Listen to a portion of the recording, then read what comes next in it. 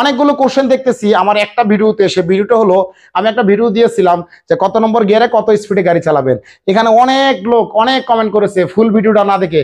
কেউ বলতেছে ভাই ইংরেজির পরে বাংলা চলে আসছে, বাংলার পরে ইংরেজি চলে আসছে। ভাই ওখানে 40-এর জায়গায় দেখেন, তার মানে 4-এর জায়গায় আবার অঙ্কে 8 লিখে দিছিলাম। প্লিজ ভাই ভিডিওটা আবার দেখবেন। তবে এখানে কিন্তু লাস্ট টাইম একটা কথা বলেছিলাম, এখানে আমাকে অনেকেই ভুল ধরেছেন।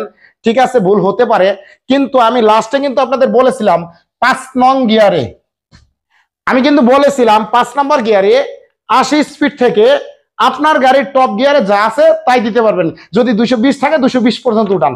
ভাই যদি আপনার গাড়ির টপ গিয়ারের স্পিড 220 থাকে তবে তো আপনি 220 উঠাবেন।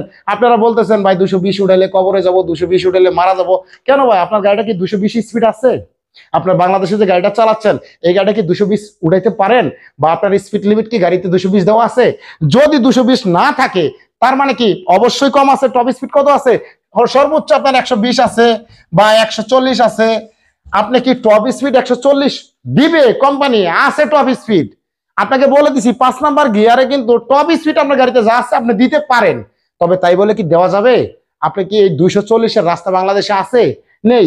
এটা তো আমি ভিডিওটা করেছিলাম বাইরের কান্ট্রির জন্য। বাইরের এক ভাই আমাকে রিকোয়েস্ট করেছিল, তার জন্য কিন্তু দিয়েছিলাম। আপনারা প্রচুর কমেন্ট করেছেন ভাই।